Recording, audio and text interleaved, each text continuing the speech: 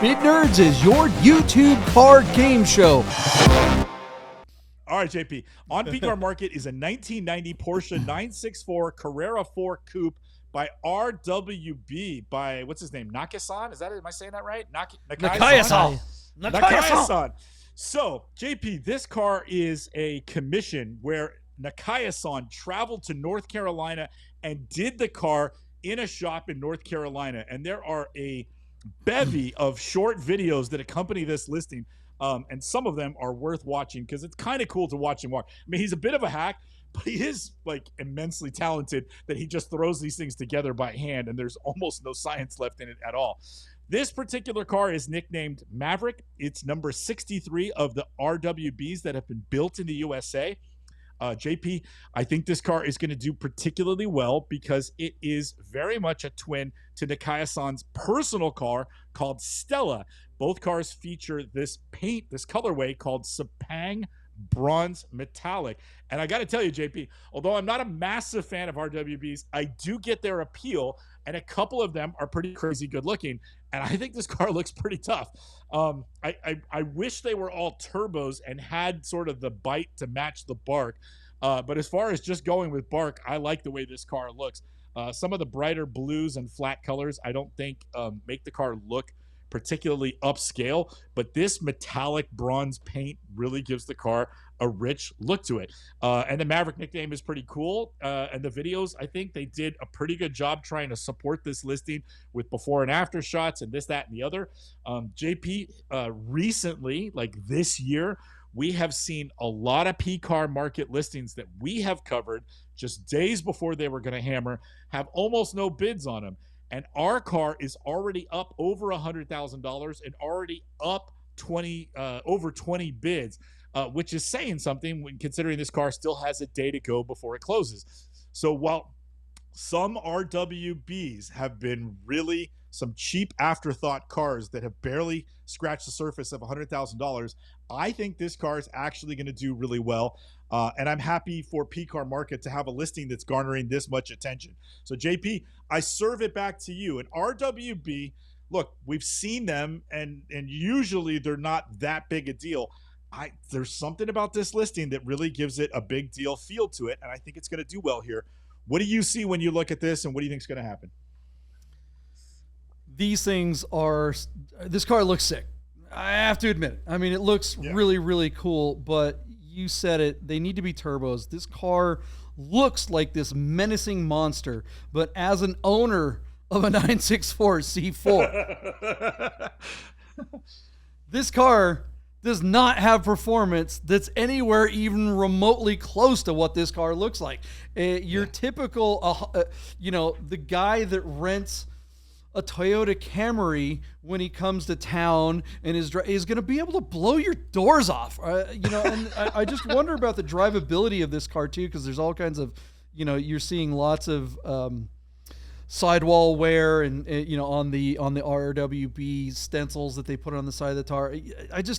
I don't know. This thing looks neat, but I feel like if you're going to do this, you got to follow it up with an engine that matches this monster's feel of a car. This car has I'm going to kill you on the racetrack vibes, but when you actually get behind the wheel and drive it, you're like, what happened? I mean, it's got to be a huge letdown. Gerd, what do you think of RWBs? Yeah, I'm reading through the listing. 247 horsepower to power all four wheels in this car. Yeah. I mean, it's just the size of the tires in the back. I mean, like you guys, I mean, I've watched the RWB videos before, and I kind of cringe watching them hack these cars up, but this one looks sick. I love the way this car looks. The color is beautiful, but man, I don't know. Great car. We're not ready for numbers. If you were just about to throw a number in there. Yeah. I mean, that's the thing. It's like this car. Look. Our friend Rami, we're in the Rami studio. My buddy Rami, he loves wild cars like this, but he buys roofs and he buys, 930s that have this kind of style. If this were a 930 or if this were a 964 turbo, or even if it was a 964 C4 like this one is, and they replaced it with a naturally acid built 3.8, maybe from Patrick Motorsports or something like that, had at least 350 horsepower in it or something like that, you could be like, okay, now we're talking. But again, I own a 964 C4. They're heavy in the first place. Okay, they've got way too much weight in the front because of that front diff. You've got this particular car that's got these crazy fenders in the wing, and like Gerd said, those wheels are going to be heavy. Even if they're lightweight wheels, there's way more wheel and rubber there. This car has got to just be a dog when it comes to actually driving it. What is it going to bring, Michael Deeb, and will it tell us anything about the market being on PCAR Market? JP, your point is really good. I bet your C4 cab tips the scales lighter than this car does. Yeah. John, our 1999 64 C4 Coupe by RWB is currently at $105,964 on 21 bids. Our car closes tomorrow out of Peachtree City, Georgia. And I think this car is on a North Carolina plate and title. But JP, even though it's at 105, it's got 21 bids and it's getting a lot of attention. Like I said, there's a lot of good video and asset to document this car's build and its provenance. And I think that, along with the gorgeous colorway and these, let's face it, really sexy photos, I think this car is going to do well, JP. I predict $151,000 where it will sell on the natural hammer at PCAR Market tomorrow. JP, what say you? As much as I don't think it's worth it, I think you're right. I'm actually going to bid higher than you. I'm going to say 161 and say it could go even higher. This is the kind of car that, like, look, if you could get this for $120 or $130, then it'd be worth it to spend another $50,000 or $60,000 on the powertrain to make this thing, perform as well as it looks. And then at that point, I think you got a couple $100,000 car. Look, you are winning the car show scene if you own this car. Oh yeah. This is a show. This is a showstopper. You can have a $500,000 or $1 million Lambo at your show. You roll up in this thing for under $200,000. Game over. All the kids are coming to look at your car, even though it's the performance is straight up pathetic. Gerd, what do you think? I think this car looks sick. I'm going to say 169. Oh, you're going right over me, man. I'm screwed. Come on, Gerd. Why you got to do me like that? Jeez. All right. Good bid, Gerd. Good bid. I mean, that's the show. All right. So what do you guys think? Ladies and gentlemen, tape the show because Gerd will never be a guest on this again. You're out, buddy. Get out of here. We can do the rest of the show without you. Yeah. If you're not watching this, live, Anthony's triggered. If you're coming in on this show and it's not live or whatever, and you're wondering, hey, let us know what your bid is, because at the time of this show's taping, we don't know what this car will in fact sell for. So put it in the comments right now, timestamp it, and see if you're better at this than we are. At those numbers, let's say it brings Gerd's number, Deeb. Does that say, is that low? Does that represent a softening of the market, or is that what would this car have brought 2 years ago? Same, more, less? I don't know, man. It's so hard to tell, JP. There is such a weird smattering of examples of RWBs. Remember, we saw that 993 cab that was could barely scratch $80,000, and we didn't want it for that number. You know what I mean? And we love Porsches. Yeah. So it's just really hard to say. This one seems to have all the right classic RWB bits with the high wing, those deep dish wheels, and then in this case a really upscale high touch colorway. So yeah, this car a couple years ago, JP, could easily have broken $200,000, maybe pushing $250,000. I don't know what it costs to have Nakaya-san come and chop up your 964. That number is still a mystery to me. Right, JP, that's the one. Yeah. But yeah, it's really interesting. I don't know. We'll see. You look at this car, the one you're talking about. I remember this car, and it was also on PCAR Market, if I remember correctly. The convertibles just don't look that good when they're this cartoonishly wide. And if I recall, this one was a Tiptronic, so that really kills it. Worse. Totally. With a 5-speed on the car that we're talking about, that is a car that still has potential. It looks amazing. So now just put an engine in it. You already have a good transmission. Let's go. Whereas if it has a Tiptronic, man, that is just such a pain in the ass. The car is just never going to be any good, or at least it'll never be cost effective to make it any good. that 993 also had like a basically stock interior, whereas this other car had a roll bar and Recaro seats and stuff. They went and did the whole thing.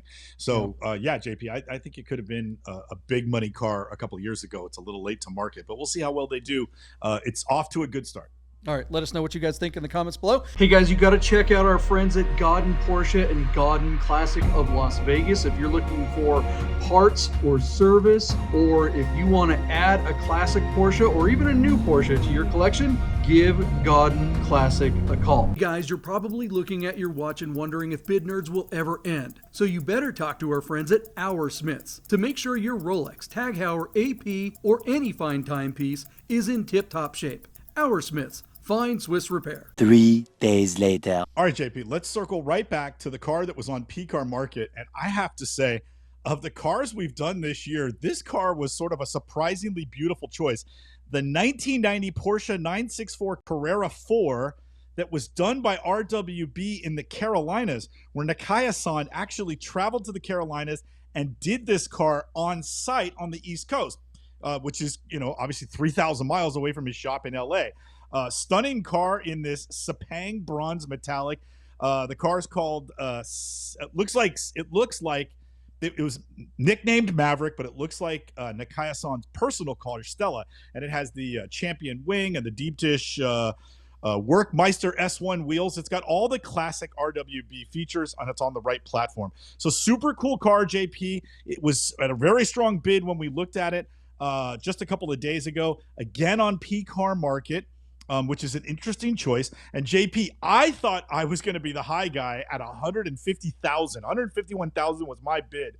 JP, you took the over, which sort of left me wondering if I had bid too low. You said $161,000. And Gerd, everybody's favorite Yahtzee king, joined us in studio in the Container Park at the Rami studio, was nice enough not to brandish his crown in front of everybody. And Gerd took the over on you, JP. Ha! $169,000. John, our car did really well on PCAR Market. I tip my cap to PCAR Market for getting a hammer bid of $191,666 on 75 bids. Wow. But our car failed to sell at that number and is currently sitting in the chum bucket for $250,000. JP, I am totally impressed that PCAR Market did really well with this. I also commend the seller of the car. Lots of assets were provided, very decent and honest photography. And let's face it, this car is, aside from the fact that it looks like Nakaya-san's personal car, it's essentially a one-of-one in the marketplace. At $191,000, I hate to say this, JP, I think he should have taken the money.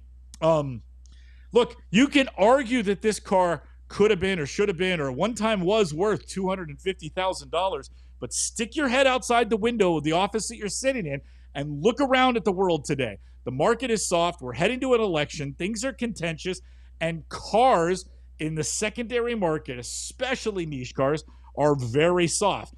I think $190,000 is all this car is worth today. 75 bids backs up my comment, and I think he should have taken the money. $250 in the chum bucket is outrageous. Maybe he's holding out to get $200,000, but when you're only $8,000 away in a soft market before Car Week, you should have taken the money. JP, is it a total collapse? I think that this auction lot was a success. I think the counterpart to your question, which is, are owners having too high expectations? I'd say that is absolutely the case on this lot. Would you agree with that statement? 100%. It's rare that you and I agree on something right out of the gate, and this seller is a straight up idiot. They own this car. If this car, right, if this car, and look, we talked about this on the last episode. It's hard not to talk about this every time you bring up an RWB, but you have to do it because the fact is most of these cars are all show and no go. This is just a 964 Carrera 4. This is an all all-wheel drive Carrera 4. It's already a heavy car for the era of car. It's already underpowered, and now you're going to add all this whiz-bang stuff to it. You're going to add air ride and huge fenders and massive wheels with tons of rubber. You're doing all the things to a Porsche that you don't want to do, unless you're adding power. If you're going to add a turbo engine or a built, 3.8 liter or something like that, really go for it and get some power out of this thing. But this car has less than 300 horsepower, significantly less than 300 horsepower. It's not going to be able to push all this extra whiz-bang weight around. You are actually hurting the car. And the fact that these continue to bring big money, nearly $200,000 for this hard parking show car, it's amazing. PCAR Market, I said PCAR Market sucks. We showed the little graphic. Look, we've got the PCAR Market sucks graphic. Yeah, I ish all over PCAR Market all the time, but I'm with you, Deeb. You're right. Really wasn't their fault this time. They got the eyeballs, 75 people, and this guy didn't sell at $200,000. This guy definitely has unrealistic expectations. Total fail on the seller's part, not necessarily PCAR Market's fault.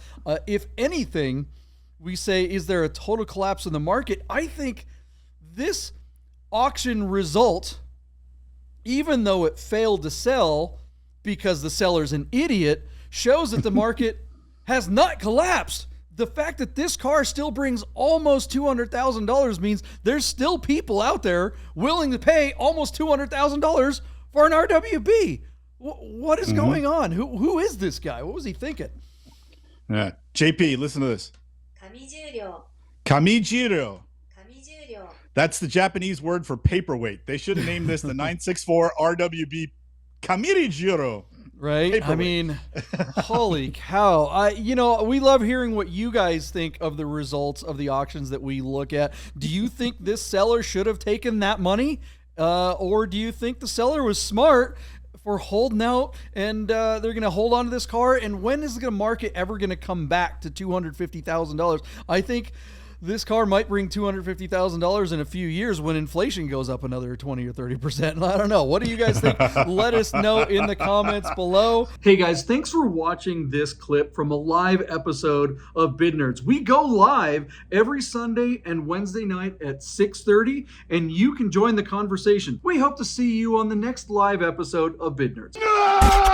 Bid Nerds is your YouTube car game show.